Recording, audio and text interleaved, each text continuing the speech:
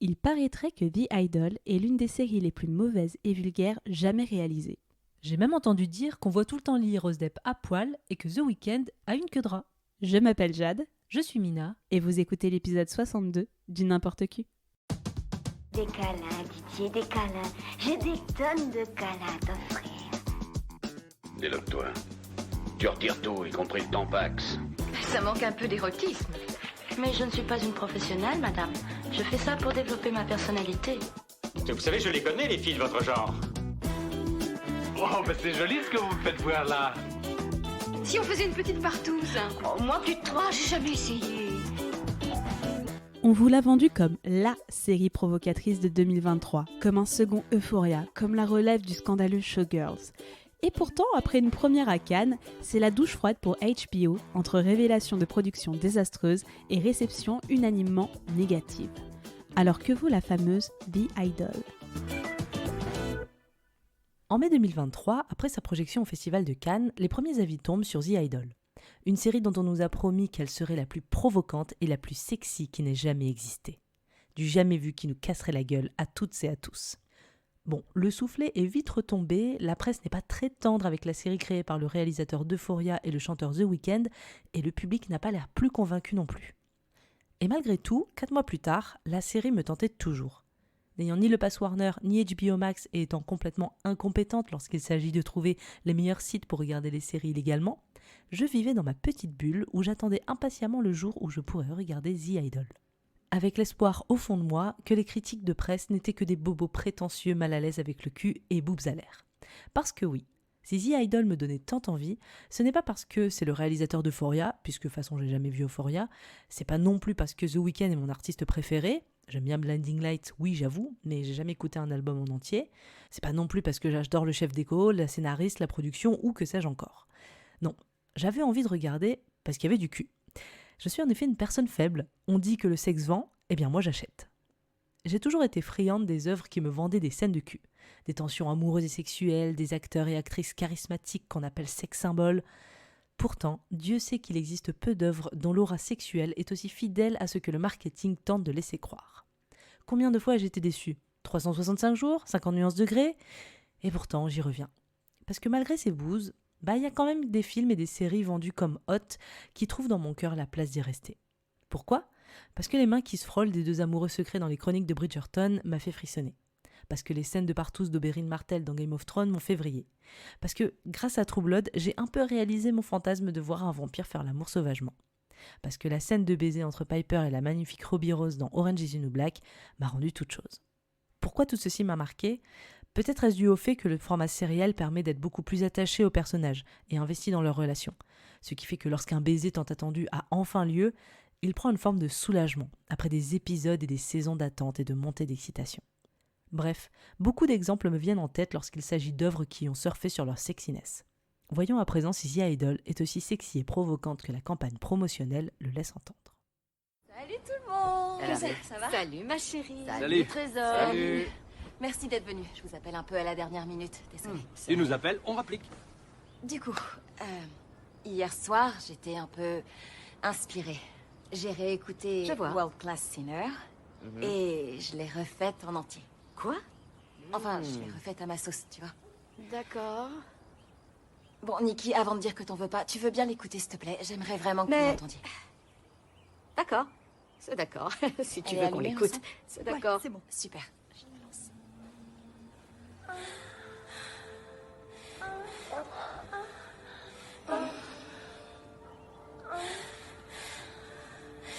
Baby, it's hard to see when you're looking at me, but I do what I want. Don't give a fuck at all. You can put something sweet when it gets time to eat. You want me to start your room like oh, 'cause I know that you don't really know how to handle it.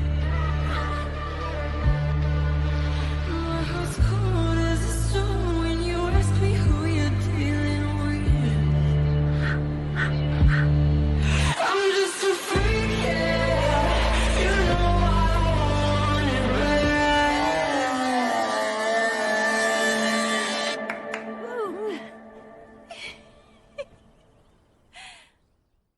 Avant de se plonger dans The Idol, déjà essayons rapidement de faire un petit tour d'horizon en parlant d'une série assez proche. Est-ce que tu as vu Euphoria de Sam Levinson, Mina ?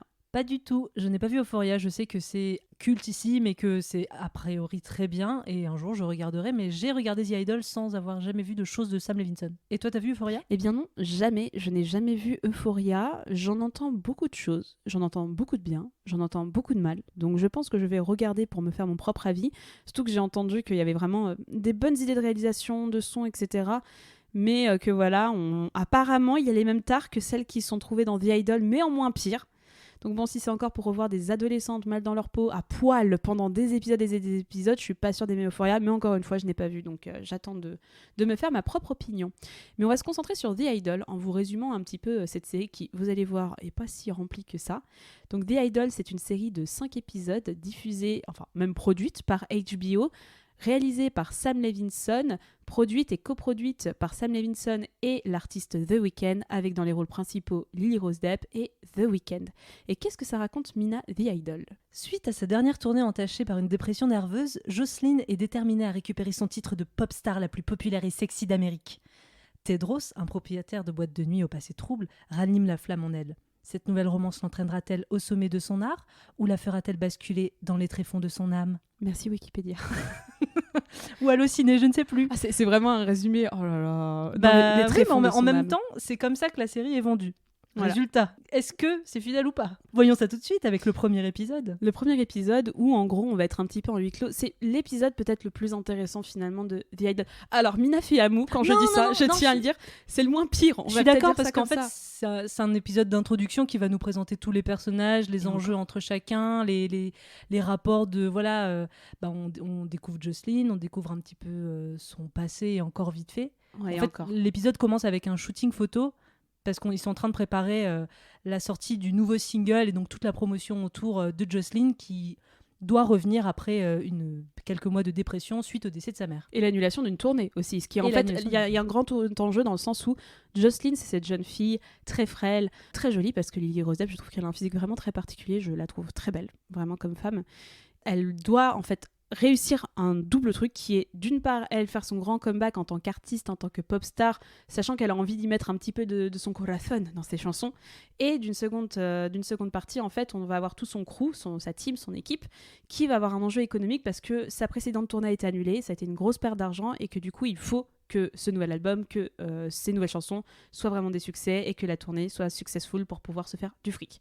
Donc c'est vrai que c'est un postulat de base qui peut paraître hyper intéressant. En tout cas, moi vraiment, quand on m'avait parlé de la série quand elle avait été lancée en 2021 en production, j'ai fait franchement ça peut être génial. Et cet épisode, c'est ce qui va le plus se rapprocher finalement du business où vous allez rester en huis clos dans la maison de Jocelyn qui fait un petit shooting photo et en parallèle qui va s'entraîner finalement pour la danse de son prochain single qui s'appelle Freak. I'm a freak, yeah.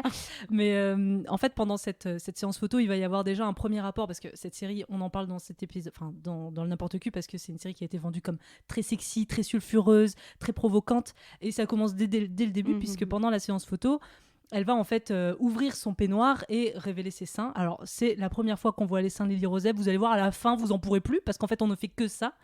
Et donc voilà, elle va révéler ses seins pour la photo. Et en fait, on va avoir un coordinateur d'intimité qui est là pendant le tournage et le shooting photo, qui va s'agacer et qui est un petit peu dépeint comme le woke de merde, quoi. Un petit peu genre, on peut rien faire sans lui. Surtout que là, c'est Jocelyn qui a elle-même ouvert le peignoir pour qu'on voit ses seins. Et en gros, ça va se terminer avec une petite scénette rigolote où il va être enfermé par le manager dans les chiottes. Ouais, non mais en fait, dites-vous qu'il va y avoir plein de pistes comme ça, qu'il y a plein d'intrigues qui vont être lancées, ça va jamais aboutir à quoi que ce soit. Ouais. C'est vraiment des intrigues lancées comme ça, donc c'est bon, c'est la fin de est-ce qu'on doit montrer ses seins en tant que star, à quel point on peut montrer sa féminité, et en parallèle, on va voir un petit peu toute l'équipe de Jocelyn. Alors, il y a beaucoup de personnages pour 5 épisodes et souvent on les voit pas souvent et ils disparaissent d'un moment à l'autre. Par exemple, les personnages que vous allez retrouver, il va y avoir Nikki qui est un petit peu l'agent de Jocelyn. Le label, ouais, qui est le label avec son assistante Destiny qui est un peu la meuf qui a de la gueule et c'est peut-être l'un des personnages les plus sympas. Alors, Destiny et Chaim sont les co-managers de Jocelyn. C'est j'ai ça. cru comprendre. Nikki, la meuf du label, et on va rencontrer Andrew, le gars de Live Nation qui s'occupe de la tournée. C'est ça. Donc lui aussi, c'est lui qui donne la thune. On va plutôt vous dire comme ça. Après, on va vous balancer plein de noms. Vous inquiétez pas, on les reverra pas beaucoup. Ils sont pas très importants. On va avoir une journaliste qui va venir de Vanity Fair pour couvrir Jocelyn. Ça va revenir rapidement dans la série 1 ou 2 fois et ça va pas servir à grand chose. On va également rencontrer, comment il s'appelle, Xander, merci, qui est un petit peu le réalisateur des clips de Jocelyn, on peut dire comme ça, un peu son directeur artistique d'une certaine manière, et meilleur ami d'enfance, qui lui va avoir un rôle un tout petit peu plus important que les autres. On va rencontrer Diane, qui est jouée par Jennie Kim, et pour ceux qui, comme moi, sont fans de K-pop, vous saurez que c'est l'une des membres du fameux groupe de K-pop Blackpink, qui est là, mais qui servira pas encore une fois à grand-chose, mais qui servira un peu de rival. Et en gros, on va avoir Jocelyn qui montre un peu à la journaliste de Vanity Fair une journée type d'idol entre shooting photo. Elle va s'entraîner avec son équipe pour danser de danseurs pour préparer un clip qu'on verra dans le second épisode. Mais surtout, il va y avoir un événement qui va bouleverser un petit peu tout ça, Mina. Parce que pendant le shooting photo, l'équipe découvre la divulgation d'une photo intime de Jocelyn, c'est-à-dire une photo, en gros, un selfie qu'elle prend avec du sperme sur le visage. Qu'on ne voit pas. Nous, en tant que spectateurs, on ne verra jamais. Si, on le verra. Ah bon ? Ouais, on le voit à un moment en vite fait, mais plus tard dans le 3e épisode, je crois. Alors, je vais faire la vaisselle ou la lessive. Donc voilà, il y a cette fameuse photo qui vient de sortir, c'est un immense scandale. On vient d'annuler une tournée, on est censé préparer son comeback et il y a une photo d'elle qui est censée quand même être une pop star très mainstream qui plaît à beaucoup de jeunes filles, qui se retrouvent partout sur internet, les journalistes rediffusent ça. Et donc en gros, ça va être un petit peu l'épicentre de cette première partie de la série, enfin de l'épisode, où on va rien dire d'abord à Jocelyn, on la laisse se concentrer sur la danse et tout. Et ensuite, on lui révèle quand même ce qui est en train de se passer. Et la conclusion, c'est en gros, pas de souci, t'inquiète. Par rapport aux médias, on va te faire de toi une victime.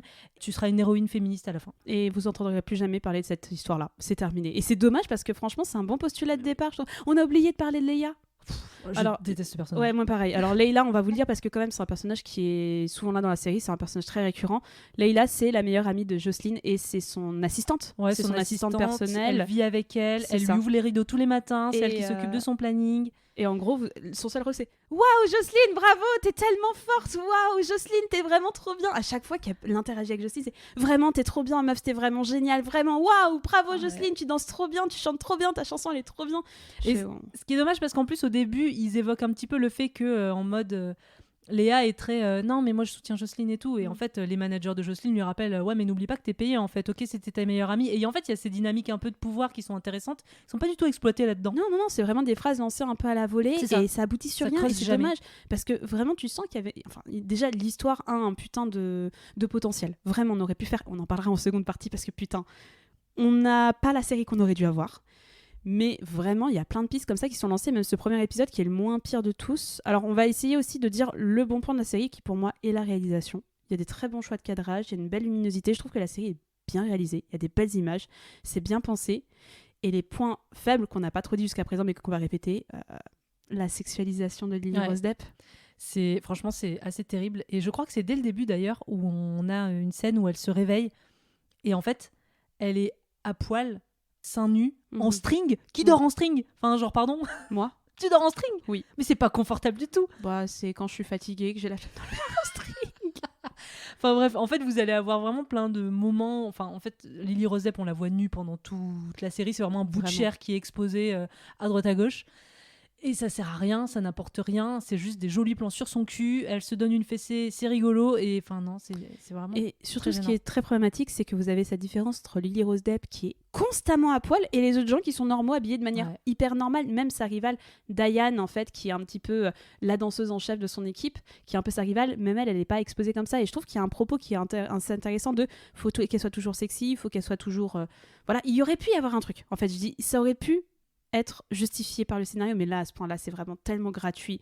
Elle est tout le temps soit en string, en jean taille basse avec le string qui dépasse, avec des tout petits bikinis qui cachent juste le téton, vraiment voire à poil la moitié du temps, en lingerie, en maillot de bain, mais tout le temps. Et c'est pas justifié. Tu vois, je trouve ça vraiment d'une gratuité totale et c'est choquant. Et en plus, il n'y a pas de discours sur le corps en fait. Non, enfin, justement, au début, tu as l'impression que ça va aller vers ça par rapport au coordinateur d'intimité où il essaie de montrer qu'il y a eu un accord qui a été fait avec le label et tout, en mode on peut pas tout montrer, voilà, c'est comme ça, il y a des règles à respecter. Et elle qui est là en mode non mais c'est moi qui ai ouvert le peignoir, c'est moi qui ai montré mes seins, c'est mon choix. Et en fait, du coup, c'est un discours qui a lieu pendant 5 minutes ou 10 minutes pendant le premier épisode, et c'est tout ce qu'on aura en fait sur le sujet jusqu'à la fin de la série. Et surtout que c'est super bizarre parce que tu vois, on dit oh mon dieu, elle a montré ses boobs, faut pas qu'elle fasse ça, alors qu'elle est à poil tout le temps. Qu'on va voir que pendant ses sorties en ville, elle est tout le temps à poil, et du coup c'est vachement contradictoire avec le propos qui est tenu avec ce coordinateur d'intimité qu'on ne reverra plus jamais. Si aussi il y a un petit caméo de Sam Levinson. C'est lui qui fait l'attaché presse, qu'on ne reverra plus jamais non plus. C'est lui qui fait l'attaché presse. Et parlons aussi très rapidement, parce que c'est un show qui tourne autour d'une pop star, donc on va parler un peu de musique, de clips. Déjà les chorégraphies qui sont catastrophiques, où c'est vraiment du sexuel, je me mets à quatre pattes, je me mime de me faire prendre, etc. Vraiment rien que la choré m'a mis mal à l'aise. Et je lisais en interview qu'il était en mode ouais, on essaye de reproduire Britney, tout ça. Je fais non mais Britney elle a jamais fait ça. Arrêtez, en fait. Ouais, ça manque complètement de subtilité, c'est-à-dire qu'on veut nous montrer un petit peu le cynisme de ce milieu où on vend une pop star auprès de jeunes filles, on veut les faire rêver, donc faut pas qu'elles soient trop sexy, mais en même temps Britney, ça a été le cas, on sait qu'elle a été très sexualisée, mais il y avait quand même un peu de subtilité en fait. C'était pas sexualisé à ce point-là, enfin là c'est ridicule. Britney, elle était sexualisée, elle avait une tenue en latex. Voilà, j'ai envie de dire en fait c'était même pas érotique. Moi j'ai envie de dire c'était sexy. Il y avait la tenue, il y avait la tenue il y avait des comportements, la tenue d'écolière, tu vois, et même ça j'ai envie de dire je trouve pas ça, enfin tu vois, c'est pas assez court quand même, hein. C'est un peu provocateur, mais tu vois ce que je veux dire, c'est pas tu vois tout, elle est pas obligée de s'écarter les jambes à dos à poil en train de se faire prendre par un danseur, tu vois, c'est aussi ce genre de choses où je fais en effet, c'est pas subtil. Après on est en 2023 à une époque où over-sexualiser ses clips en tant que meuf, ça marche beaucoup, surtout dans le milieu du rap. Plus que dans le milieu de la pop, où la pop, il faut être vachement plus subtil, vachement plus érotique. Ça marche pas autant comme ça. Bah c'est ça. Et c'est là où je fais, mais franchement, danseuse. Ouais, non, mais c'est ça, c'est vraiment. Et elle danse pas très bien. Alors ça, c'est un peu évoqué. C'est pour ça que on verra plus tard, mais que Diane prend un petit peu le pouvoir à un moment, parce que Lily Rose Depp, enfin en tout cas Jocelyn, n'est pas très bonne danseuse. Bah ouais, et c'est pour ça que je fais, même en tant que idol, en fait, Jocelyn, vous allez rien savoir d'elle pendant toute la série. Tu sais pas d'où elle vient, tu sais pas ses succès, tu connais pas. J'aurais bien voulu entendre une de ses chansons qu'on montre un peu un clip, un truc comme ça, parce que je suis en mode, vous me dites que c'est une putain de pop star, elle est adulée par tout le monde, vraiment, c'est une déesse aux yeux de tout le monde. Je fais, bah elle est bonne, hein. Mais derrière, elle chante pas si bien que ça. C'est un bébé star aussi. Qu'elle a genre grandi sûrement avec une série télé où elle était un peu à la Britney, quoi, tu vois, avec Disney Channel, quoi. Bah ouais, mais le problème, c'est qu'en fait, on te montre pas le talent qu'elle a. Elle a pas de talent de danse. Le chant, on n'en parle pas parce que putain, l'autotune, j'en peux plus. On verra ça plus tard, mais vraiment, même la chanson, son premier single de retour, en fait, il y a aussi toute une discussion, tout ça. En gros, c'est un single un peu, mais pas original, sachant que tout est produit par The Weeknd et qu'on reviendra dessus juste un tout petit peu après. Mais vraiment, le single, il est pas ouf et c'est en mode ouais, moi j'aime le sexe, je suis une weirdo, tu vas faire quoi? Et je fais. C'est un peu la chanson d'émancipation, ils essayent de lui faire prendre un tournant très très sexy, mais on sait pas ce qu'elle faisait avant en fait, donc t'as pas de comparatif. Je trouve qu'il manque un lore assez incroyable à cette série, c'est vraiment dommage et ça pèse dans le propos. Et bon, suite à cette journée un petit peu grandiloquesque, bah voilà, et ben écoutez, Jocelyn, elle a envie d'aller s'amuser un petit peu, donc elle prend Diane, elle prend Leila et elle décide d'aller au club. Mais pas n'importe quel club. Eh bien, effectivement, nous allons rencontrer le propriétaire du club qui s'appelle Tedros. Tedros à la queue de rat. Tedros à la queue de rat, qu'on voit donc sur la scène du club en train de dire « On est venu pour trouver l'amour, on est venu pour baiser, nous sommes une église, bienvenue mes pécheurs ». Tout ceci sur la musique Like a Prayer de Madonna, subtilité zéro.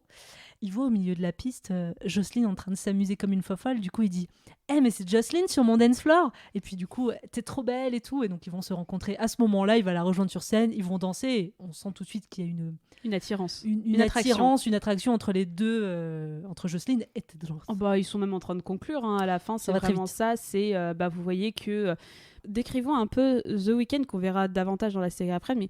il est pas très attrayant, il a l'air vraiment de Charo 2000, enfin franchement, il a une queue de rat, quand on dit qu'il a une queue de rat, c'est pas une blague, hein. C'est vraiment, je ne sais pas d'où vient ce choix artistique, et c'est un choix qui est moqué, en plus dans la série, j'ai fait ok, c'est un peu rigolo, mais c'est pas quelqu'un d'attrayant, enfin il a l'air de Cassos 2000 plutôt qu'autre chose, quoi. Ouais, je suis complètement d'accord, et ça m'a un peu surpris, parce que en fait il était vendu dans la série comme quelqu'un de très manipulateur, de très charismatique. Je ne sens aucun charisme dans ce personnage. Pourtant, moi, encore une fois, The Weeknd, en tant qu'artiste, j'aime bien, voilà, j'ai pas de problème du tout avec lui, et au contraire, je m'ambiance bien sur ses chansons. Mais là, vraiment, il manque de charisme. Je trouve son jeu très mauvais. Oui, je suis d'accord. Il surjoue le regard noir et la méchanceté, alors que vraiment, non, c'est trop. C'est vraiment gênant. C'est trop Tedros. C'est trop... Oh là. Il m'a déstabilisée. Et pour terminer l'épisode, Jocelyne, qui a été tellement attirée par cet homme, décide de l'inviter chez elle, dans sa grande maison. Et elle se prépare, elle se met en petite nuisette rouge, en train de le faire patienter. Mais même ça, elle est over-sexualisée. Et il faut dire qu'à l'époque du tournage, Lily Rose Depp, elle a 22 ans, elle est censée jouer une jeune fille de 20 ans. Et même ce côté très over-sexuel qui vient de la part de Jocelyne, on ne sait pas d'où il sort. C'est vraiment ça qui rend la chose gratuite, c'est que rien n'est justifié dans le scénario. Mais du coup, Tedro arrive, ils vont boire un petit coup et comment se termine l'épisode, Mina? Oh mon Dieu. Je vais me souvenir. Alors je voulais juste évoquer qu'avant que Tedro arrive, Jocelyne rentre chez elle, elle se masturbe en pensant à Tedro, elle se strangule, tu vois. Moi j'ai vu ça comme une métaphore de l'emprise du mec sur elle qu'il avait déjà. Voilà. Et elle dit quand même donc à son assistante et meilleure amie Léa est très méfiante envers Tedro. Elle lui dit ouais, je le sens pas trop ce mec et tout. Il pue le viol. Ce à quoi Jocelyne répond, c'est ça que j'aime chez lui. Voilà. Premier épisode seulement. Hein. Et qu'est-ce qui se passe une fois que Tedros rentre chez Joss? Alors oui, ils vont dans son studio pour commencer à travailler un petit peu la musique et tout. On comprend un petit peu qu'il est là pour déployer ses talents d'artiste. Oui, parce que c'est un artiste. Aussi, ce qui est intéressant et ce qu'on met en avant, c'est que Tedros, c'est pas juste le propriétaire d'une boîte de nuit, c'est que c'est un compositeur, c'est quelqu'un qui, en tout cas, planche dans le milieu musical et apparemment talentueux, bien que nous n'ayons rien vu. Et il va envelopper la tête de Jocelyne dans son peignoir, l'étrangler. Il sort un couteau pour faire un trou au niveau de sa bouche. Et il lui dit « Maintenant, tu peux chanter. » Fin du premier épisode. Et vraiment ce gros plan sur le trou. Du coup, avec sa respiration, ça bouge, genre en mode... Enfin, ça ressemble à un vagin, quoi. Tu vois la forme du truc. Ça, genre... Oh là là, et surtout, ça met même mal à l'aise. Moi, j'ai vu, mais c'est limite de l'agression, quoi. Enfin, tu ne connais pas cet homme. Et encore une fois, comme on n'a pas beaucoup de background de Jocelyne... ça semble d'une gratuité et tu vois, moi j'ai du mal à voir la notion d'emprise pour le moment parce que c'est aussi ça le truc de l'emprise, c'est que t'es pas contre, mais elle a pas l'air effrayée, elle a l'air d'en vouloir, elle a l'air même de beaucoup adhérer à ça sans être dans l'emprise et de parfois proposer aussi ce genre de jeu, donc ça va se vérifier avec le deuxième épisode, enfin tous les autres épisodes, mais pour moi en fait j'ai du mal avec cette notion d'emprise dans le sens où Jocelyne n'a jamais l'air d'être en danger, Jocelyne a jamais l'air de sentir un mal à aucun moment. Elle a jamais l'air de rien pendant toute la série. Oui, hein. c'est vrai. Franchement, je dis pas, je trouve que c'est une plutôt bonne actrice du peu que j'en ai vu. Je la trouve incroyablement belle. Mais en fait, vraiment en termes de direction d'acteur, il se passe rien en fait chez Jocelyne. Elle est vraiment, elle est là, elle a toujours le même regard, le même visage. Et je trouve qu'on n'a pas d'empathie. On n'est pas triste pour elle par rapport à ce qu'elle a vécu avant. On n'est pas triste pour elle. On n'a pas l'impression qu'elle subit sa relation avec Tedros. On a l'impression, au contraire, comme tu dis, qu'elle est à l'initiative de beaucoup de choses et qu'elle aime ça en fait. Et du coup, tu comprends pas trop quelle dynamique on a voulu nous faire comprendre dans cette relation. C'est ça. Donc on va passer au deuxième épisode qui va être un peu plus centré sur deux éléments. Le premier élément, ça va être le fameux single de comeback de Jocelyne qui n'est pas encore sorti, qui en plus, j'ai noté le nom, c'est World Class Sinner. Donc pêcheur de première classe quoi en gros. Et suite à sa rencontre avec Tedro, elle s'est permis de retravailler le morceau. Et en gros, vous allez la voir jouer le morceau. Vous allez entendre, en fait, à l'ouverture du morceau, des « Ah !» comme ça, mais pendant 30 secondes, je pense, avec elle qui commence à chanter le même morceau d'une voix hyper lascive, en train de gémir, etc. Et le plus gênant, c'est que vous allez avoir Jocelyne qui est en train de... devant son équipe debout, en train de se toucher, de se caresser à la limite de la jouissance pendant qu'elle écoute le morceau. Tu fais, mais qu'est-ce qui se passe ? On est où ? Qu'est-ce qui se passe ? Je pense que le lien, la comparaison qui est faite en plus par son équipe, c'est un petit peu I Love to Love You Baby de Donna Summer, cette fameuse chanson dont j'ai beaucoup parlé de 16 minutes 38, où vous entendez Donna Summer qui, en effet, gémit. Ça a été une grande chanson considérée comme très sexuelle. Et là, c'est un peu ce qu'ils essayent de refaire, mais c'est une gênante. Je suis très tolérante au cringe. Je suis très résistante au cringe. Mais là, j'y arrivais pas. Là, vraiment, j'ai envie de faire accélérer. Parce que vraiment, c'est gênant. Après, du coup, ce qui est bien, c'est que les gens qui écoutent, à qui elle fait écouter, trouvent ça gênant aussi. Donc, le problème, c'est comme tout ce qu'ils commencent à aborder, ils vont jamais loin dans cette série. Ils vont jamais creuser jusqu'au bout. Mais moi, ce que j'aime bien, c'est que t'as la directrice de label qui lui fait la morale en mode... T'es mignonne ma petite, mais en fait non, là tu peux pas changer un truc alors qu'on est censé sortir le single dans 3 semaines. Je te rappelle tout l'argent qu'on a dépensé, je te rappelle le soutien des gens autour de toi, les gens qui travaillent pour toi, qui ont taffé sur l'album, tu peux pas arrêter un train en marche quoi. Donc on met un petit peu Jocelyne à sa place aussi, ce qui est marrant parce qu'en plus Jocelyne s'en va en mode je boude, je suis pas contente. C'était ma chanson, c'est moi qui décide. Du coup je m'en vais me toucher dans le studio parce que c'est ce qui se passe. Et du coup elle retourne dans le studio.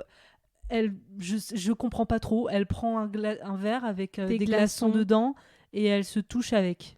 Et en fait, moi, je vais poser une question parce que la deuxième partie de l'épisode va être en fait centrée sur le tournage du clip. Donc, on a vu la chorégraphie travailler avec l'ensemble de l'équipe en premier épisode. Là, vous allez avoir un plateau qui est une boîte de striptease refaite, hein, la subtilité on repassera, mais en gros il y a un peu ce truc où Jocelyne elle est vraiment pas très bien et en plus on apprend qu'elle a des coupures en fait à l'intérieur des cuisses comme si elle s'était scarifiée, enfin on sait pas et moi je me demande si elle a pas pété le verre pour faire un truc parce que c'est pas montré en tout cas, mais que voilà elle est pas forcément très à l'aise, que en plus elle a des cicatrices, elle a mal partout, enfin voilà c'est pas un tournage de clip qui se passe très bien, elle veut refaire des prises je ne sais pas combien de fois, on va aller très vite hein, parce qu'en vrai l'épisode raconte pas grand chose. Voilà, elle demande à refaire les prises énormément de fois, elle se sent pas bien, elle est en fait en train de faire un nervous breakdown en fait, elle est en train de complètement craquer.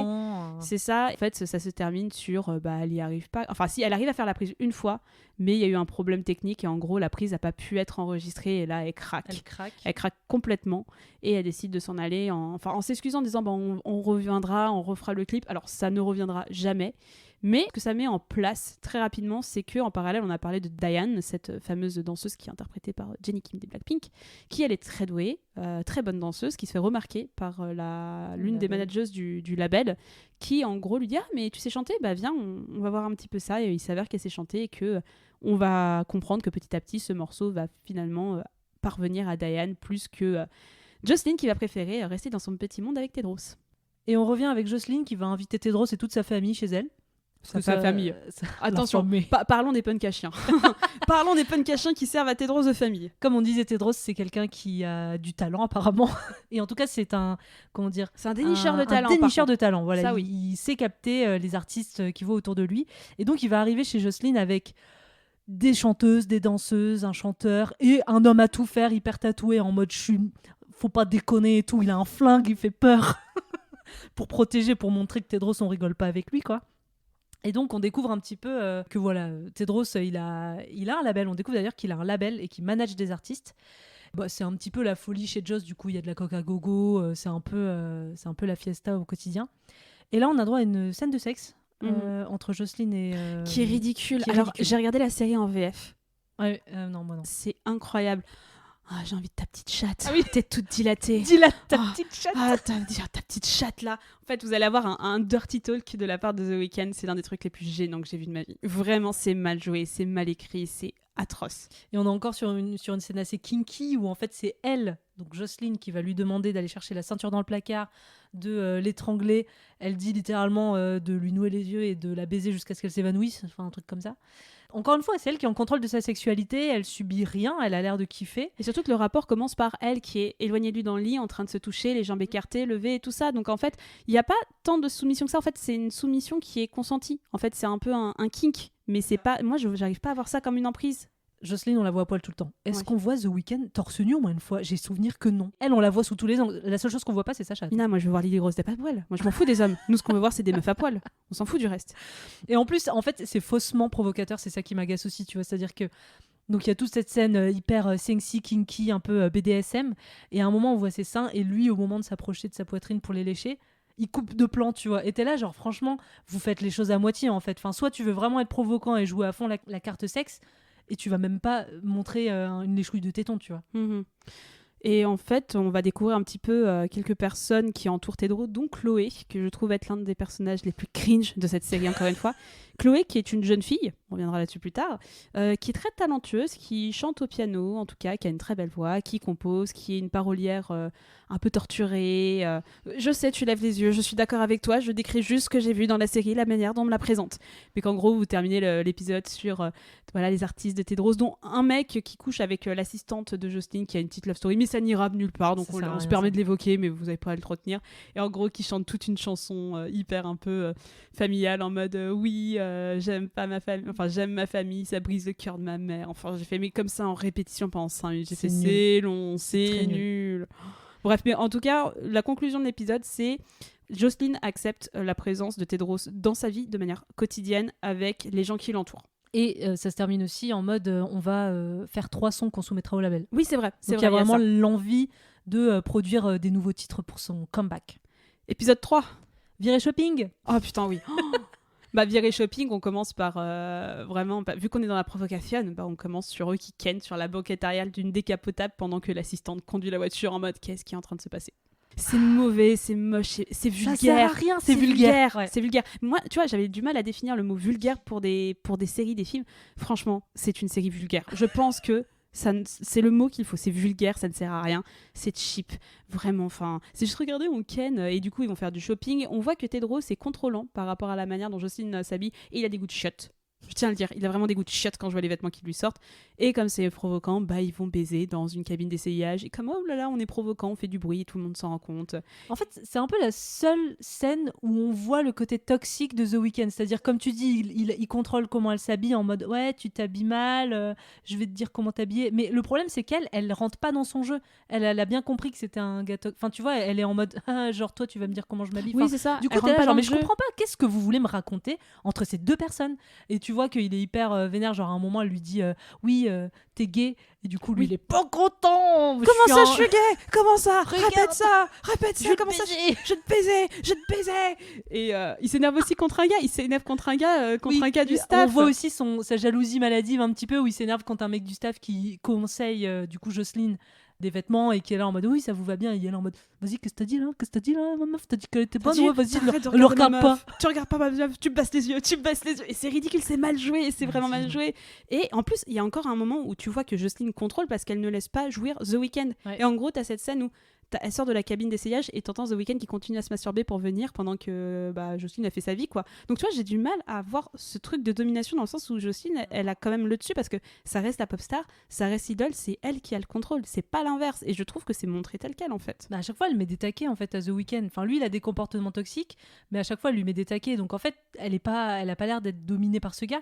Et il y a un moment où aussi le montage il est pourri en fait dans toute cette série je trouve, où on essaie de t'expliquer, on te montre ce qui se passe en ce moment, on te fait des flashbacks sur ce qui s'est passé genre il y a 2 heures et sur il y a 3 heures et on revient, enfin bref ça m'énerve. Oui c'est parce qu'en fait tout ça c'est raconté du prisme de Leia l'assistante qui va en fait contacter Destiny et le manager du label en mode putain j'ai peur, il a un flingue, ils ont fait l'amour sur la banquette arrière, vraiment j'ai peur. Et en gros ça mène à ce que les deux viennent voir Tedros. Ils font genre, ils s'entendent bien en mode t'es un bon gars, gna gna gna. Et ils voient bien qu'il y a Anguille sous roche. Et c'est ça, c'est les deux personnages que j'aime le mieux parce qu'ils voient qu'il y a Anguille sous roche. Et t'as Destiny qui fait t'inquiète, je m'incruste dans la maison, je vois un peu ce qui se passe et je gère le truc. Destiny, c'est peut-être le personnage le plus sympa et le plus rigolo, la plus grande gueule du groupe. Et j'aime beaucoup l'actrice, donc c'est le seul personnage pour lequel j'ai un peu de compassion. Je fais oh oui, mais t'es là parce que là j'en peux plus. Vraiment voir des gens qui s'en plein la gueule comme ça, j'aime pas. Et on va passer à la scène du dîner. Oui, alors moi j'ai trouvé que c'était peut-être le moment le plus intéressant de la série. En fait, il va y avoir un dîner à la maison avec Joss, Tedros, sa bande d'artistes là, Leia et Xander. Donc elle est contente, elle est touchée, elle porte un toast à tout le monde, elle dit que ça faisait longtemps qu'elle n'avait pas été aussi heureuse, ça boit, ça rigole.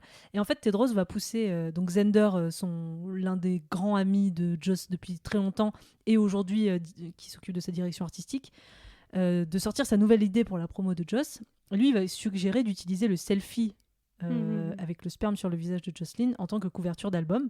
Et donc là on va commencer à avoir des discussions assez intéressantes je trouve sur Leia qui représente vraiment la meuf un peu coincée, un petit peu pro label, en mode non mais ça va pas, il y a plein de filles qui t'admirent, elles peuvent pas te voir comme ça, on peut pas le voir comme ça, c'est encore pire si t'assumes. Et du coup Jocelyn elle est là en mode ah oui donc en gros on peut utiliser cette photo que contre moi, et Jocelyn est plutôt pour l'idée de l'utiliser comme pochette d'album.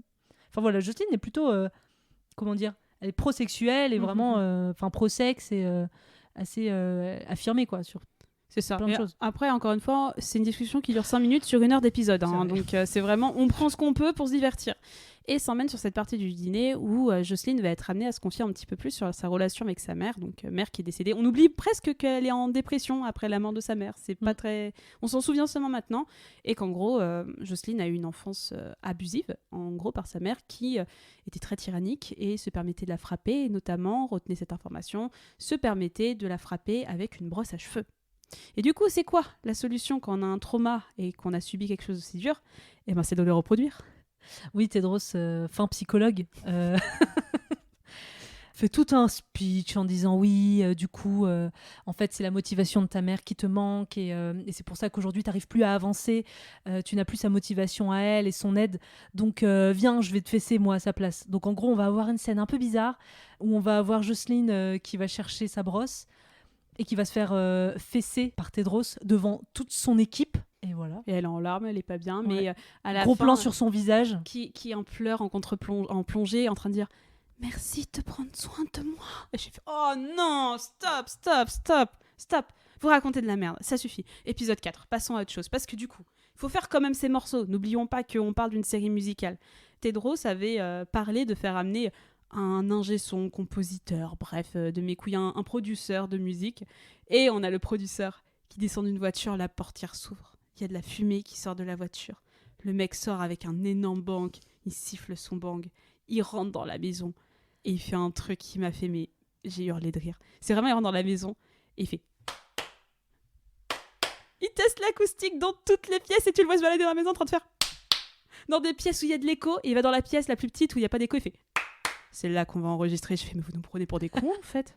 C'est un vrai producteur de musique, d'ailleurs, Mike Dean. Ah, mais je m'en fous. Moi, je dis juste que c'est ça son truc. On nous le présente en mode mode, c'est bien, tu sais où il faut faire de la musique, où il y a le moins d'écho. Félicitations, bah tu... Putain, mais ça m'énerve d'être prise pour une conne comme ça. Même musicalement, c'est mauvais. Bref. Et pendant ce temps-là, il y a Destiny, donc sa co-manageuse qui s'est incrustée, qui regarde un petit peu comment ça se passe. Et donc, elle va assister à une séance d'enregistrement de l'album, d'un titre, et va découvrir les méthodes peu orthodoxes de Tedros, qui consistent à laisser Jocelyne chanter, à lui bander les yeux et à la toucher. Donc, on a pendant ce temps-là Jocelyne qui gémit au micro, tout ça devant évidemment toute l'équipe. Ouais. Et en plus, ils ont vraiment appliqué l'autotune à ce moment-là. Ah donc, ouais, elle fait vraiment ouais. C'est horriblement gênant. C'est pas sexy, c'est pas flippant. Non, c'est de juste mauvais goût. ridicule. C'est ridicule et de mauvais goût. Mais en parallèle, Destiny en fait, elle est là pour faire un peu de repérage. Donc, elle découvre un peu la véritable identité de Tedros, qui a fait de la prison, qui a quand même un passé criminel. Mais elle découvre également les autres talents de Tedros, dont la fameuse Chloé. On va parler de Chloé dans cette scène. Chloé, qui est toute jeune, toute frêle, donc à moitié à poil. C'est l'autre meuf très très à poil en plus de Jocelyne. Et dès qu'elle voit Destiny, elles sont en fait dans un couloir, l'une à un bout, l'autre à l'autre bout. Et t'as Chloé qui lui dit comment tu t'appelles ?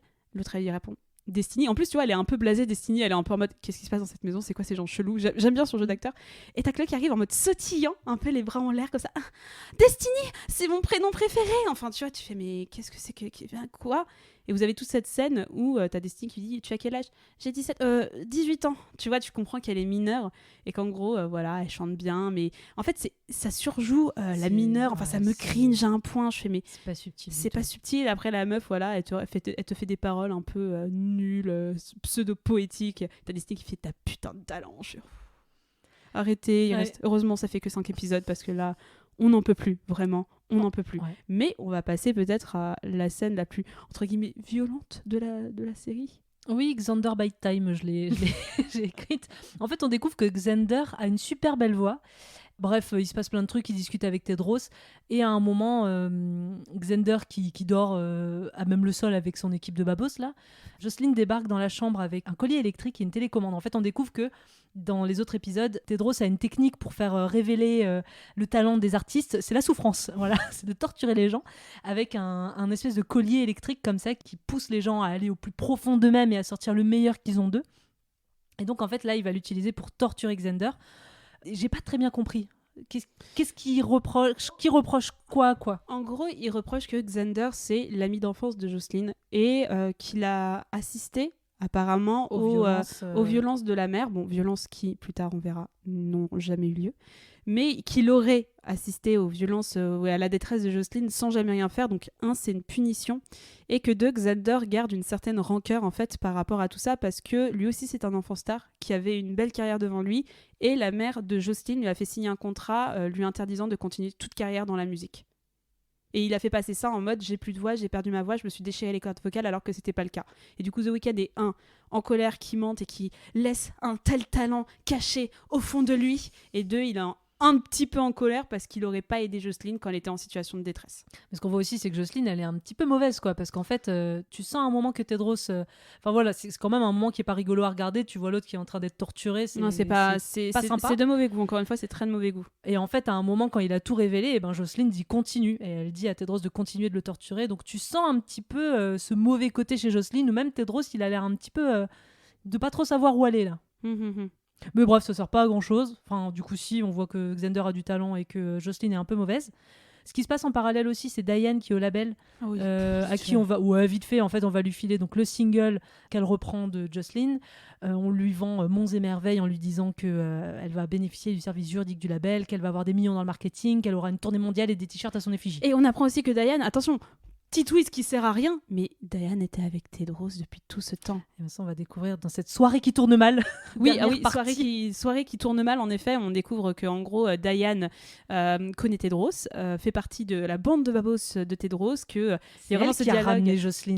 qui a ramené Jocelyne et qui est en mode j'espère qu'elle est pas aussi bonne que moi au lit. Enfin, tu sais, stop. Mais que en gros, bah, ça semble bien tourner pour Diane qui va annoncer à Jocelyne, bah voilà, le label, tu sais, World Class Sinner, bah on me le propose. J'ai pas accepté tant que toi tu m'as pas dit oui. Et Jocelyne dit bah ouais, vas-y. Tu vois, c'est vachement réglé rapidement en fait, et il y a pas de vengeance par rapport à Diane non plus. Et c'est quasiment la fin de Diane, on la reverra plus forcément, mais il se passe d'autres choses dans cette soirée. Ouais, parce que du coup, Jocelyne a compris que en fait, la rencontre avec Tedros était calculée, qu'il avait des idées derrière la tête. Et donc, pas contente, Jocelyne va appeler son ex, un acteur plutôt connu, je sais plus comment il s'appelle, de toute façon, on le verra que à la fin de cet épisode, qui va apparaître bientôt dans un film de super-héros. Il se pécho dans la chambre, je sais pas s'il y a vraiment grand chose à raconter, on a encore des gros plans cul. Ouais. Ah si, lui on le voit torse nu. Oui, bah lui parce qu'il est bien foutu, mais tu vois, elle, elle est tout le temps à moitié à poil, en train de se rouler par terre et tout ça. Elle est en mode over-sexualisée. chienne. Ouais, Elle est vraiment, il y a des plans où en fait elle est en train de marcher à quatre pattes, hyper courbée vers l'entrejambe de son ex, et le plan en fait il est vraiment au niveau de ses fesses et il la suit de dos, t'es là, genre. En fait, non. On fait plus ça en 2023 en fait, monsieur. Faudrait vous l'expliquer, monsieur Levinson. Faut arrêter maintenant. Ou fait un porno. Enfin, oui, c'est pas oui, grave. Totalement. Fais un porno, mais fais pas une série censée être un peu intelligente sur HBO, quoi. Et du coup, ça se termine par ils couchent ensemble. Tedros s'en rend compte, mais ce qui se passe, c'est qu'il demande à l'un de ses acolytes, à Xander, justement, exactement, de piéger entre guillemets Rob en le faisant poser avec une meuf à moitié à poil en mode agression sexuelle. Il prend des photos. Un peu alors que à la meuf qui se frotte à lui quoi entre guillemets et Rob repartira et on comprendra dans l'épisode suivant qu'en fait ils ont fait tourner ça en mode agression sexuelle et que ça nuit à sa carrière. Et on s'arrête là je crois de toute façon pour l'épisode. La conclusion c'est que bah voilà Jocelyne n'est pas contente mais Tedros a toujours une emprise sur la maison entre guillemets. Et on va passer au 5e et dernier épisode. Sachez que je pense que c'est important pour la compréhension, la pseudo-compréhension de cette pseudo-série, c'est qu'à la base, cette série devait être de 6 épisodes, qu'elle n'est que 5, il y a un épisode qui a été retiré. Et moi je pense que l'épisode qui a été retiré, c'est celui entre le 4 et le 5. Parce que vraiment, on jump sur le 5e épisode et le dernier, tout le monde est avec Jocelyne. C'est vraiment, Jocelyne, elle a une emprise sur la maison, Tedros est devenu une grosse vicose, et tout le monde est contre lui. Donc c'est quand même bizarre, alors que tu vois qu'il a quand même... Manitou avant. Bah ouais, c'est ça, exactement, que tu vois pas en fait ce switch. Donc je pense qu'il manque un épisode et que ça justifierait pourquoi tout le monde est tout d'un coup au pied de Jocelyne qui a rien fait de particulier en fait.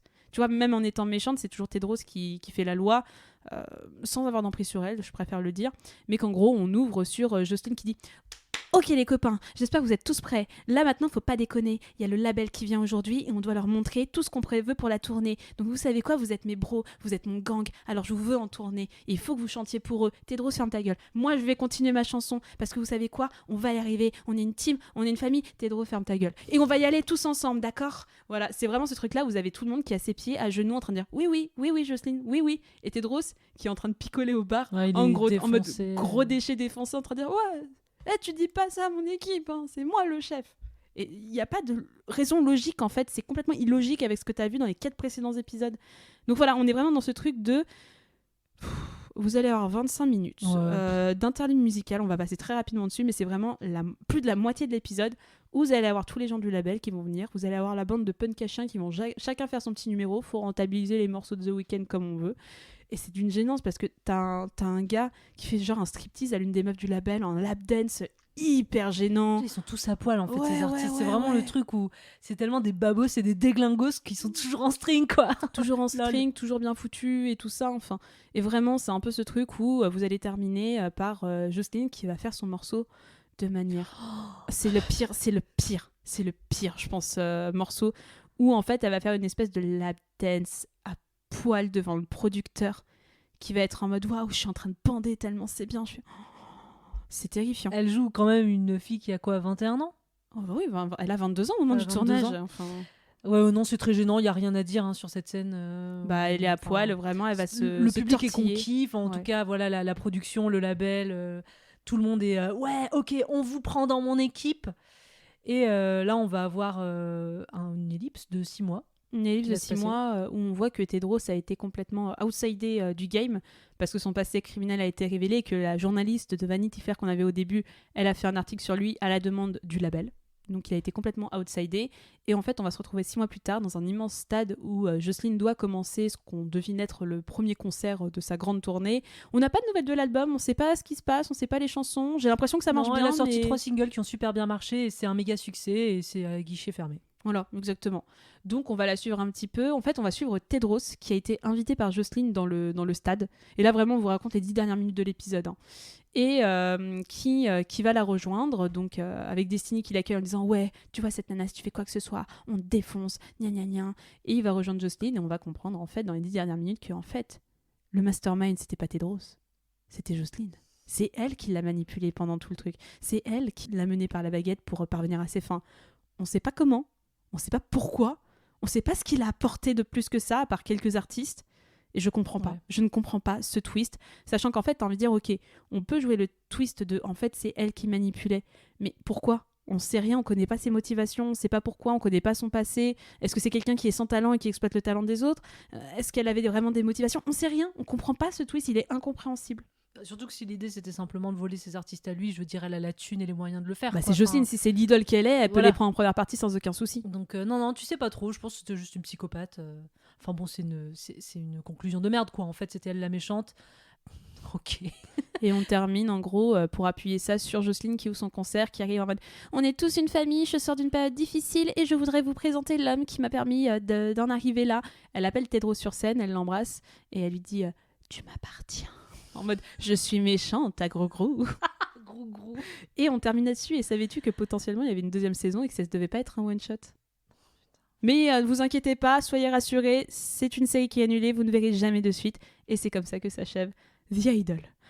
Ouh. Et on va passer à la deuxième partie de l'émission pour essayer de comprendre un petit peu quoi qui s'est passé, parce que vraiment c'est incompréhensible. On va d'abord revenir sur un peu la genèse, la production et la réception de The Idol. The Idol qui a d'abord été annoncé par The Weeknd, donc une série créée par The Weeknd avec Sam Levinson en juin 2021 par la chaîne. Donc c'est une prod qui a été assez rapide finalement entre juin 2021, la série elle sort même pas 2 ans plus tard et quand on voit tout ce qui s'est passé, c'est un sacré bordel quand même. Ouais, la série a été commandée par HBO en novembre et le développement commence et ils font appel à Amy Seimetz pour la réalisation. Donc elle a déjà réalisé The Girlfriend Experience. Ouais, qui est très bien. Et donc on fait appel à elle, le tournage commence, on lui demande apparemment de faire un espèce de un peu Euphoria. Voilà, l'inspiration c'est censé être Euphoria avec moitié moins de budget, Ouais, c'est-à-dire que Euphoria c'est 165 millions pour la première saison, 54 millions pour The Idol, donc on est vraiment moitié moins du budget, donc c'est un peu compliqué. Ce qui va se passer, c'est qu'il va y avoir un gros revirement de situation, c'est-à-dire qu'au tournage, c'est-à-dire on est à peu près à 80% de la série terminée d'être tournée, il va y avoir un changement de réalisation. On va virer Amy pour faire appel à Sam Levinson. C'est même Amy qui va partir. Elle va pas être virée. Et en fait, on fait pas appel à Sam Levinson qui est déjà dans le projet. Le projet, vraiment, il est coécrit déjà à l'époque, coécrit et coproduit par The Weeknd et Sam Levinson. Donc Sam Levinson, il n'est pas arrivé comme ça, comme un cheveu sur la soupe, il était déjà à l'origine du projet. Il a juste repris immédiatement après le départ d'Amy, qui s'est pas plus prononcé que ça à l'époque. Et en gros, les papiers ont fait que, la presse a fait que, ce changement de direction aurait été demandé par The Weeknd, exactement, qui considérait que dans la version d'Amy, on donnait trop de place au niveau de l'écriture et sur la réalisation à Jocelyn, que la série était trop centrée. Féminine. Voilà, il y avait une perspective féminine qui était beaucoup trop et pas assise sur son personnage à lui. Donc il prend la décision de complètement réécrire la série avec Sam Levinson pour devenir la purge que c'est aujourd'hui. Mais sachez qu'il y a des images, si ça vous intéresse, de ce qu'aurait pu être la série qui sont disponibles sur internet. Putain, ça avait l'air trop bien. C'était vraiment, vous aviez Lily Rose Depp en espèce de Britney Spears avec du merc, avec des tenues qui sont pas ce qu'elles sont, qui sont un peu sexy, mais pas ce qu'on a dans très la série Britney actuelle. Spears, très en fait. Britney en fait. Et a priori, il y aurait eu plus de... Ça aurait été très porté aussi sur sa jeunesse en tant qu'enfant star et que comme Britney Spears en fait. Et ouais, c'est dommage, ça avait l'air beaucoup plus coloré, beaucoup moins sombre. Et en fait, The Idol tel que c'est aujourd'hui, voilà, c'est pas pop, c'est juste très mystique, ça se veut très sérieux. Et en fait, pour une chanteuse de la pop où ils sont censés s'inspirer de Britney Spears, la première version avait l'air de plus fitter avec ça. Donc c'est un petit peu dommage. Et en plus d'Amy, il y a d'autres gens qui sont partis, je crois aussi. En fait, de tout a l'équipe. été recasté. En fait, si vous préférez, c'est qu'il y avait un casting original qui a tourné, dont Elizabeth Berkley. Si vous avez écouté notre épisode sur Showgirls, c'est l'actrice principale qui devait être dedans. Et je fais oui, ça aurait été incroyable. Et en fait, tout le casting a été recasté, sauf The Weeknd et Lily Rose Depp. Donc le casting qu'on a aujourd'hui dans la série qu'on peut regarder, il y avait personne dans l'origine. Ils ont vraiment pris tout le travail d'Amy, ils l'ont jeté à la poubelle et je trouve ça vraiment malheureux en fait. Tu fais ces guerres d'ego mascu de merde, faut vraiment arrêter quoi.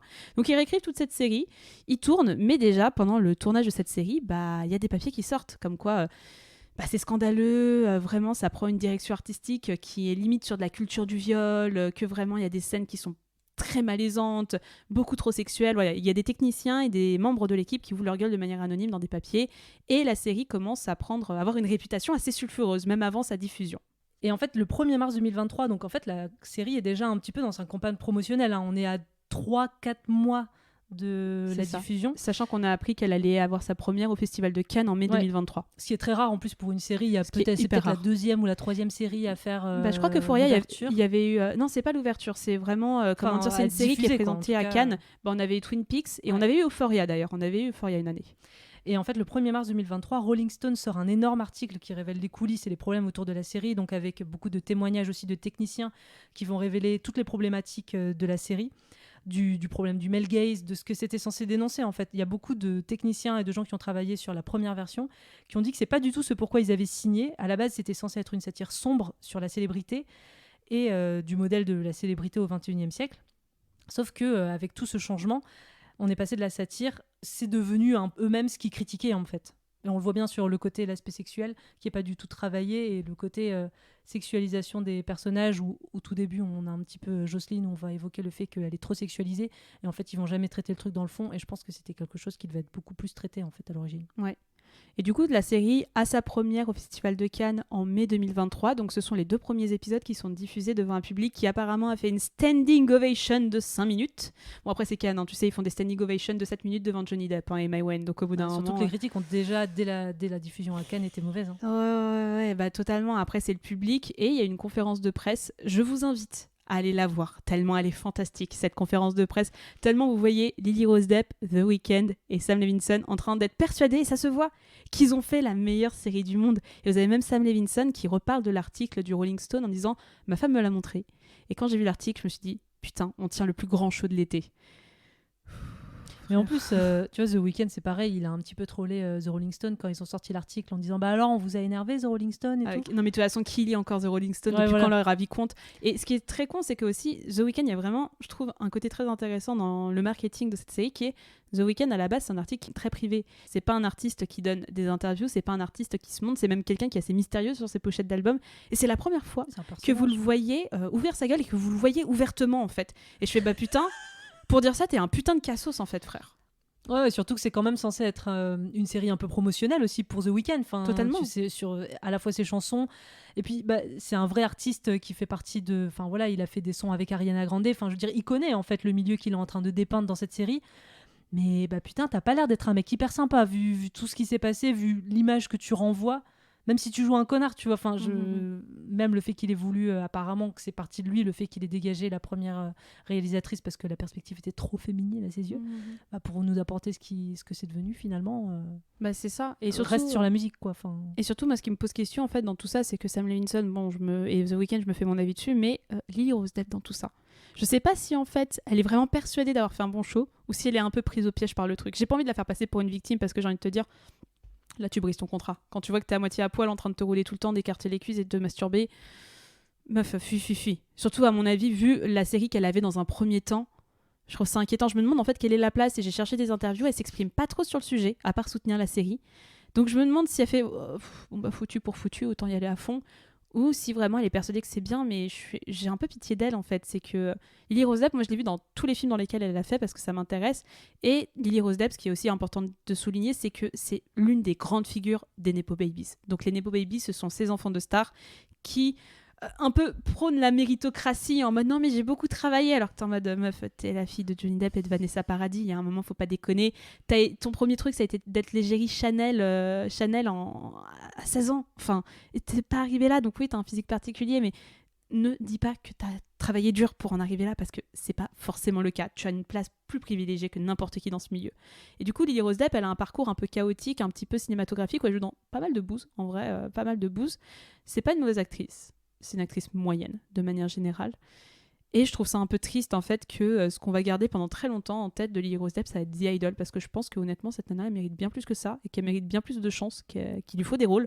Et je me demande si elle s'est pas un peu condamnée avec ce rôle d'une certaine manière, ou alors elle va mettre du temps avant d'arriver à quelque chose un peu de successful, quoi, parce que vraiment, C'est The un peu Idol, son ça premier va... grand rôle, Oui. donc ouais, c'est un peu ça va triste lui que coller ça à soit la ça. peau. Surtout avec The Weeknd, tu vois, elle a tellement eu une grande exposition avec HBO et tout ça, que je me dis, ça va tellement lui coller à la peau qu'on n'entendra pas parler de Lily Rose Depp pendant un petit bout de temps, je pense. Et c'est dommage, parce que vraiment, moi je pense qu'elle peut vraiment avoir une jolie carrière, mais c'est dommage. Et la plupart du temps aussi, quand t'entends parler de Lily Rose Depp, t'entends plus parler de son physique que de ses films ou de son rôle. Oui, bah, c'est pas ce genre de série qui va arranger les choses. Hein. Bah non, et je trouve ça un peu dommage de s'enfermer là-dedans en 2023, alors que je pense que tu as un peu du jeu, tu vois très bien que t'es dans une série qui craint. Donc je suis un peu désolée pour elle, mais en même temps j'ai envie de te dire, mais meuf, casse-toi, là fallait que tu te casses. C'est dommage.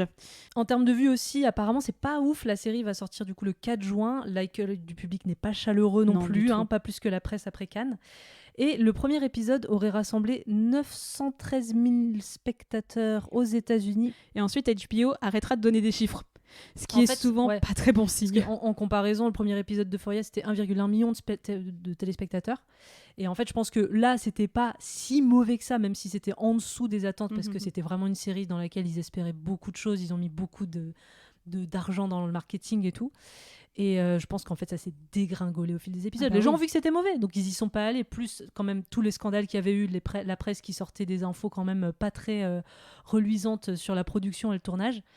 Et c'est au cours du 4e épisode, à la fin, HBO annonce que le dernier épisode, le 5e, bah, ce sera le dernier et qu'il y aura un épisode en moins de ce qui était prévu. Ouais, et je pense que c'est le 5e, et j'espère qu'un jour on pourra voir cet épisode. Je suis très curieuse de voir ce que ça donnait, parce que pour annuler un épisode sur une série de 6 épisodes, En cours en plus. en cours, tu fais, c'est chaud quand même. C'est que l'épisode devait vraiment être très problématique, à mon avis, dans son écriture et sa réalisation, ce qui amènera à une annulation de la série le 28 août 2023, sachant qu'à la base, il y avait quand même une porte ouverte pour une deuxième saison si la série marchait bien, mais rassurez-vous, on serait épargné d'une deuxième saison. Je pense qu'on oubliera tous The Idol au bout d'un moment. Et c'est tant mieux. Et côté presse, c'est catastrophique. Hein, de toute façon. Enfin, quoique, en France, je trouve les critiques presse très douces. Ah ouais. C'est le public, ils sont pas dupes. Mais tu vois, en presse, j'ai quand même les deux meilleures critiques, c'est Le Monde et Le Parisien. Ils sont sur Allociné à 3,5 étoiles sur 5. Ce qui me paraît étonnant, en fait, vu la purge que c'est.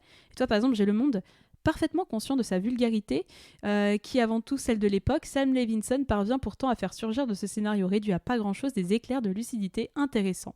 Ils viennent essentiellement de Lily Rose Depp, qui donne beaucoup de sa personne pour faire exister ce personnage en dehors des fantasmes masculins qui en tirent les ficelles. J'ai envie de dire, mais vous avez rien compris. Enfin, c'est un fantasme. Lily Rose Depp, c'est un fantasme. Je comprends pas pourquoi Le Monde a écrit ça. Et Le Parisien, on a assisté à un spectacle plutôt sexiste, gratuitement outrancier, et qui, sur la forme, clinquante et très soignée, rappelle des films comme Basic Instinct, en plus trash et plus sordide. Mais ces séquences ne constituent pas l'essentiel du récit, censé être sur les petits secrets du quotidien d'une chanteuse célèbre. Et à ce titre, The Idol impressionne. C'est un peu comme si on s'immisçait dans les coulisses de l'existence d'une pop star entre Britney Spears, Miley Cyrus et Lindsay Lohan. On n'a pas regardé la même série.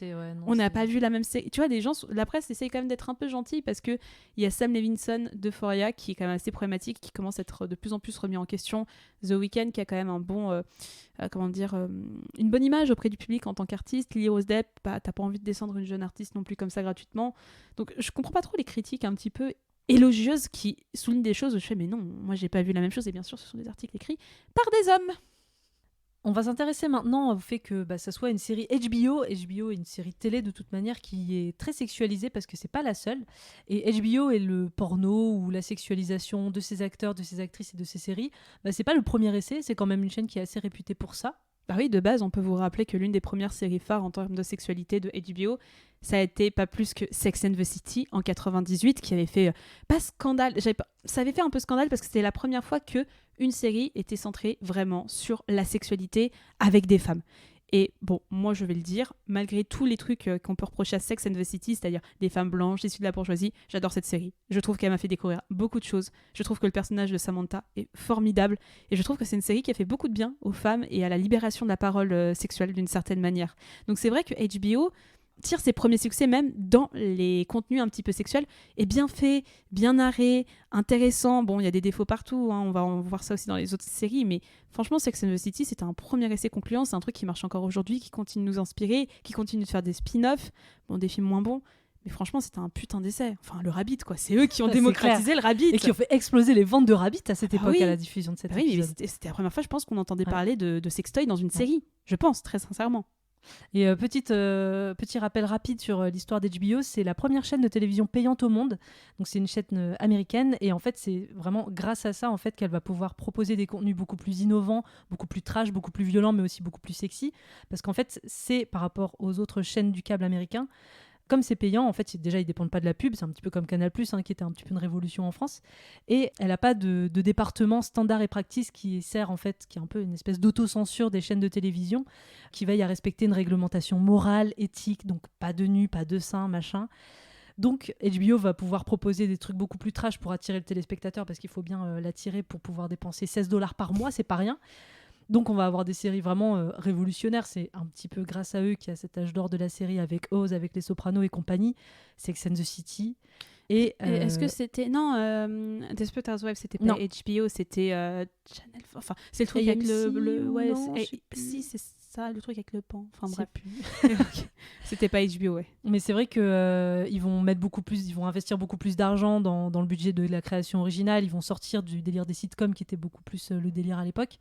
Et proposer des vraies séries beaucoup plus violentes et beaucoup plus trash. Et cinématographiques aussi. Et cinématographiques, c'est eux qui ont fait rentrer, je trouve, le mot cinéma dans le mot série. C'est qu'ils avaient des séries qui étaient hyper bien réalisées, hyper bien pensées, avec un sens de l'artistique très très poussé. Ça a été vraiment les premiers à traiter la série télévisée comme un objet cinématographique. Ouais. Et c'est ça qui était vachement intéressant aussi. Et c'est aussi dû, du coup, au fait que c'était payant, parce que aussi le système de publicité était différent. C'est-à-dire que tu pouvais avoir des séries sans coupure publicitaire, ou avoir des coupures publicitaires beaucoup moins longue, ouais, plus réduite, parce que les scénaristes aux États-Unis, je pense qu'on a tous vu des sitcoms où tu vois, nous en France on n'a pas autant de coupures pub, mais tu sens quand il est censé avoir une coupure pub, tu vois, à ce moment-là, et ils sont censés composer l'écriture du scénario avec, ce qui est beaucoup plus différent avec HBO, parce que du coup comme c'était payant ils pouvaient un petit peu casser les codes.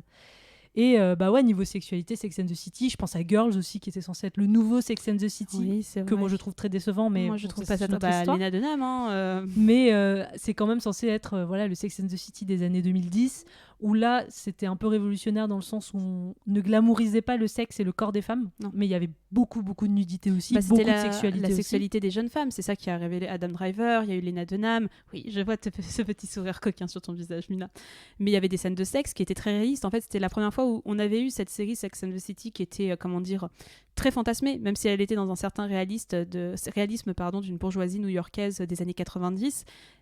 Girls prenait le contre-pied, parlait de la sexualité de jeunes femmes. Je me souviens d'un épisode qui avait marqué où t'as Lena Dunham qui a une cystite. Tu vois, c'était fou, c'était la première fois que je voyais ça vraiment dans une série, moi qui, j'ai découvert les choix de la cystite. Mais c'était vachement intéressant, c'était un parti pris beaucoup plus réaliste, sexuellement moins glamour d'une certaine manière, mais qui se voulait très réaliste d'un point de vue sexuel. Et c'était très intéressant, je trouve qu'il y a eu beaucoup de bons points sur cette série, malgré le fait qu'elle soit assez décevante. Ouais, après, en termes de sexiness, moi True Blood. On aime, on n'aime pas. Il y a des vampires, il y a des loups-garous et il y a du cul tout le temps. Ouais, il y a du cul. De toute façon, c'est ça, True Blood, c'est la meuf qui est vierge à la base avec un vampire et ensuite tu découvres c'est une fée, il y a des histoires de sorcières et tout ça. C'est pas ça. Tu spoil. Mais je spoil, mais je sais plus. Mais en fait, une fée. Oui, mais c'était ça, c'était une fée. Enfin, je confonds parfois avec Vampire Diaries et tout ça. C'est juste qu'il y a beaucoup de saisons, mais True Blood, c'était trop bien. Enfin, les premières saisons de True Blood, c'est vraiment bien. Après, ça part trop en couille quand ils commencent à mettre plein de races et tout ça. Mais genre les premières saisons, même le postulat de base de True Blood, c'était trop bien. Et les vampires, ils étaient sexy, ils étaient vraiment sadiques. Enfin, j'aimais bien True Blood, c'était un bon truc. Mais surtout, la série qui va tout faire péter, qui va même redéfinir les codes de la série télévisée. Le jeu des trônes. Le jeu des trônes. Le jeu des trônes. Ah bah là, premier épisode, du cul, de l'inceste, oui, niveau... Du cul. Des boobs. Mais voilà, on va pas vous refaire l'histoire de Game of Thrones, c'est une série qui est très intéressante à analyser, mais le postulat qu'on fera toujours, c'est que la première saison, ça y allait au niveau du cul, des boobs, de l'inceste et tout ça, ça y allait, mais à fond. Et dans une série de fantasy en plus, donc ça a encore plus redéfini les codes. Enfin, c'était dingue. Enfin, franchement, on n'avait jamais vu ça au cinéma et c'était apprécié. En plus, ça a fait gentiment scandale. Ça a commencé à faire de plus en plus scandale quand c'était de plus en plus gratuit dans les saisons suivantes. Mais comme c'était la première saison, qu'on se prenait tous une claque et qu'on n'avait jamais vu ça, mais je pense qu'on était trop surpris par aussi la qualité du truc pour se dire « Oh mon Dieu, il y a du sexe de partout !» Et on était aussi habitués, c'était les années 2010, on était quand même habitués à avoir un peu plus de sexualité dans les contenus cinématographiques. Ouais, après Game of Thrones, il y a aussi quand même pas mal de male gaze et on voit très bien la différence de traitement entre les corps de femmes nues et les hommes nus. Enfin, bien sûr. On voit plein de boobs, sans raison, avec raison, on s'en fout, c'est pas grave de voir des boobs, mais enfin voilà, il y en a vraiment beaucoup. Le corps des femmes, il est toujours très beau, très bien filmé et tout. À l'inverse, quand on voit des hommes nus, si on va voir un full corps avec un pénis, c'est souvent les hommes dans la rue qui sont un petit peu tarés, un petit peu sales et crades, quoi. Donc t'as quand même une différence de traitement où la sexualisation elle est beaucoup plus du côté des femmes, quoi. Ouais, mais c'est ça que c'est fait que HBO a sa réputation. Et ce qui a suivi ensuite, ça a été Euphoria.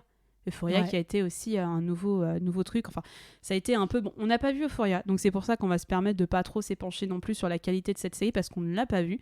Mais voilà, on sait tous très bien que c'est la glamourisation de la dépression. Et c'est aussi quelque chose que je reproche à Sam Levinson, c'est que... En fait, ce qui me saoule avec l'écriture de Sam Levinson, c'est que c'est un gars de 40 ans qui croit qu'il écrit trop bien et qui écrit en mettant en place des héroïnes mineures qui sont en dépression et qui t'expliquent comment elles vivent trop mal leur adolescence, leur sexualité. Alors t'as envie de dire, mec, t'as 40 ans, t'es un homme. T'as pas ta place là-dedans, en fait, c'est... Non.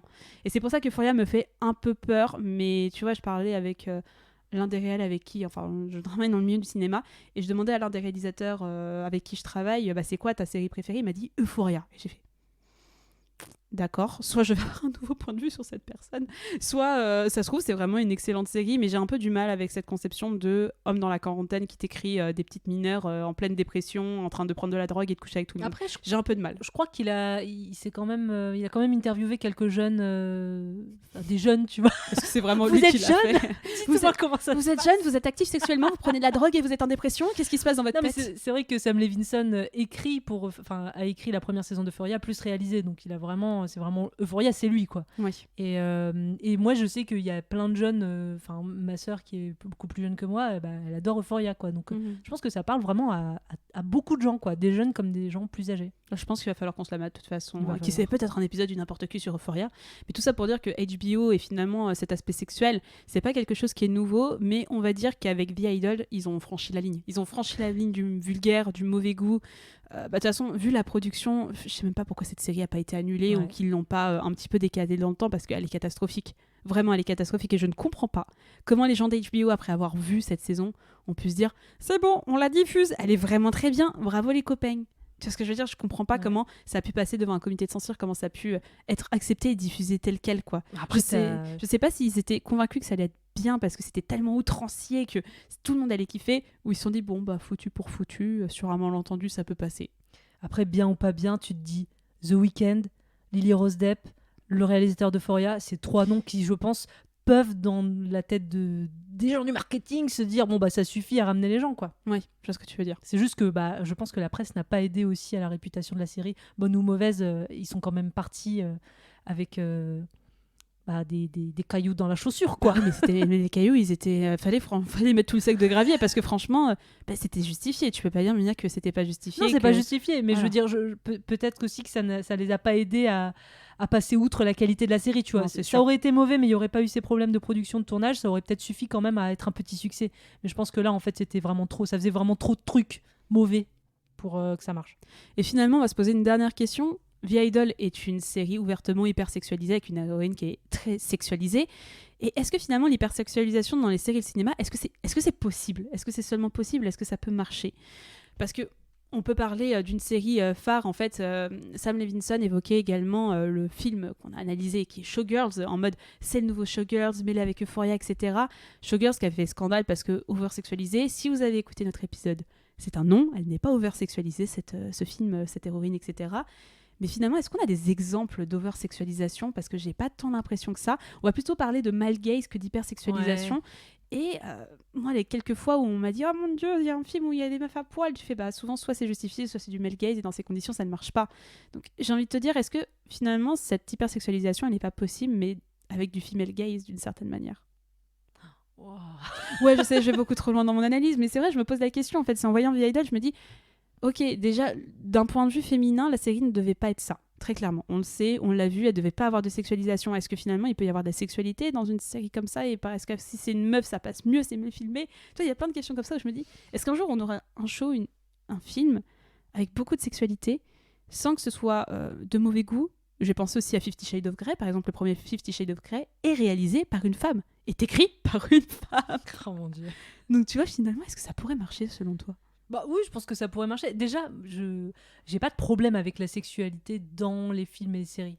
Ah bah heureusement, on parle vu l'émission Non, qu'on mais fait, heureusement. Je veux dire, quand on parle d'hypersexualisation, c'est toujours compliqué. À quel moment ça devient de l'hypersexualisation, tu vois? Est-ce que montrer un Oui, c'est sein vrai. pendant une scène de sexe, ça suffit à être hypersexualisé? Non. Alors que juste, bah en fait, oui, t'es nu quand tu fais l'amour dans un lit en général. Donc, enfin, c'est aussi à quel moment est-ce que ça devient inutile et à quel moment ça peut servir le propos, ou ça peut juste être beau aussi, tu vois? Enfin, juste une belle scène de sexe, un corps nu filmé, homme ou femme, ça peut être juste joli et ça peut être juste plaisant à regarder sans que ça devienne tout de suite hypersexualisé, problématique et compagnie. C'est juste que The Idol, ça n'apporte rien et qu'il y a une trop grosse différence. Enfin, ouais, en fait, c'est le mélange entre sexualisation et male gaze qui va pas.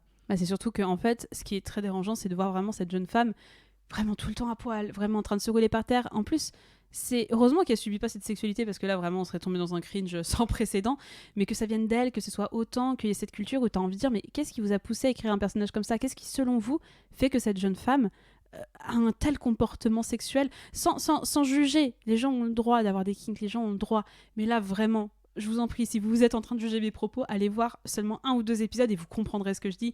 Qu'est-ce qui pousse vraiment à se dire que un personnage féminin peut se comporter comme ça sexuellement? Parce que c'est chaud, vraiment, c'est vraiment... Personne se comporte comme ça, quoi. Honnêtement, même une stripteaseuse, elle se comporte pas comme ça. C'est inexplicable. Ouais. Je sais pas comment on peut écrire des personnages comme ça. Et comme tu dis, là où l'hypersexualisation, pour moi, elle prend vraiment sens avec The Idol. Tu vois, si je devais donner une définition, je dis, bah regardez The Idol. Moi aussi. Regardez comment ce personnage féminin est tout le temps nu, tout le temps en string, tout le temps en train de se rouler par terre, tout le temps en train de faire des sous-entendus. Dans son art, elle est ouvertement sexuelle également. Après, c'est un propos très rapidement du film, c'est même pas exploité. Je pense que l'hypersexualisation, c'est un aspect sexuel ou dans le récit ou dans le visuel qui n'est pas exploité. Je pense qu'on peut le définir un petit peu comme ça, qui n'a pas sa place dans le récit et qui n'est pas justifié par le récit. Je pense qu'on peut le justifier comme ça. Parce que tu vois, par exemple, Showgirls est très sexualisé. On a des scènes de nu, on a une héroïne qui est assez nue, on a des scènes de sexe, mais pour moi, il y a toujours un propos, il y a toujours un justificatif, il y a toujours quelque chose qui est exploité avec cette sexualité et cette manière de filmer la sexualité.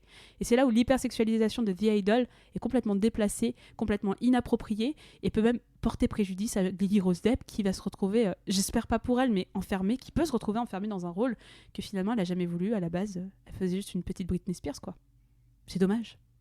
Et avec tout ça, Mina, est-ce que ça t'a excité, The Idol? Ça m'a pas du tout excitée. Et tu sais, je suis triste que ça m'a pas excitée parce que vraiment, j'avais, avant de lancer la série, entendu tout ce qui s'était passé. Je savais que c'était pas très bien, qu'il s'était passé des choses pas ouf au niveau de la prod et du tournage. Mais le pitch, le casting, ça me donnait envie, putain. J'étais là en mode, mais ça a l'air... j'ai envie que ça soit bien, j'ai envie que ça soit sexy, j'ai envie que le propos soit intéressant, j'ai envie qu'on parle musique et pop star, enfin, des dessous sombres du business. Et en fait, c'est juste une déception, c'est méga nul, on se fait chier, franchement. En fait, c'est très ennuyeux, il se passe finalement peu de choses dans chaque épisode. Tu sais pas où ça va, tu comprends pas la dynamique entre les personnages. The Weeknd, je suis désolée, mais tu joues très très mal. Reste, fais de la musique, arrête de jouer. Et en fait, ça va pas. La pauvre Lily Rose Depp, quoi, qui est toujours à poil, alors que tout le monde autour d'elle est habillé. Enfin, c'est d'un ridicule, c'est d'un mauvais goût extrême, et ce n'est pas du tout excitant à mes yeux.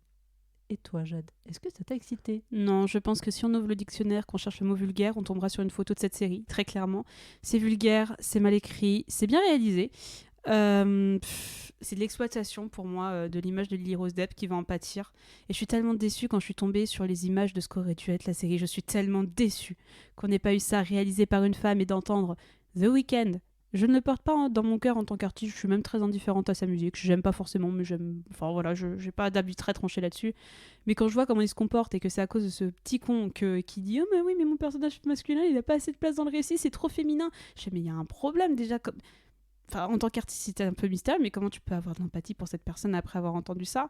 J'espère que ça portera pas préjudice à Lily Rose Depp, mais on est dans une société où quand tu fais un truc un peu sexuel, rien ne s'oublie. Donc je pense qu'elle va se faire un peu discrète pendant un certain temps, peut-être avant de rebondir. J'espère que ce sera pas pour toujours. Je suis aussi très dérangée par le fait que Lily Rose Depp et The Weeknd, il y a quand même 10 ans de différence et qu'ils tournent des scènes un petit peu hot ensemble. Je trouve la musique de The Weeknd vraiment passable dans cette série qui est quand même avant tout musicale et où il a fait tout un album The Idol pour accompagner. Je trouve que c'est médiocre. Enfin, c'est même pas médiocre, c'est de mauvais goût. C'est vraiment de mauvais goût. C'est pas excitant. Et on rappellera jamais assez, mais dans une série ou un film, si vous voulez un contenu sexuel qui marche, qui vous excite, il faut un récit, il faut des propos, il faut du contexte. Et si vous mettez juste des scènes comme ça de cul avec 2 bouts de téton, ben on va sur Pornhub. On va pas regarder The Idol. Merci de nous avoir écoutés. On espère que cet épisode vous a plu et que vous avez appris plein de choses sur cette série qui n'aura, Dieu merci, jamais de suite. Si vous avez aimé cet épisode, vous pouvez nous soutenir en mettant 5 étoiles sur Apple Podcast et sur Spotify. Pour en savoir plus, vous trouverez toutes les références de l'émission dans la description de l'épisode. Rendez-vous sur notre Insta @n'importecu pour être au courant des prochaines émissions. Et d'ici là, on se dit à dans 2 semaines. Allez, ciao! Daniel, Julien, la route est longue, hein? Bon voyage, Maurice. Nous préférons rester ici. On va s'en donner à cœur joie. Salut, je vais me faire bourrer toute la journée, j'ai trouvé la queue qu'il me faut. Peut-être est-ce que vous la trouverez vous aussi. Hey, ciao.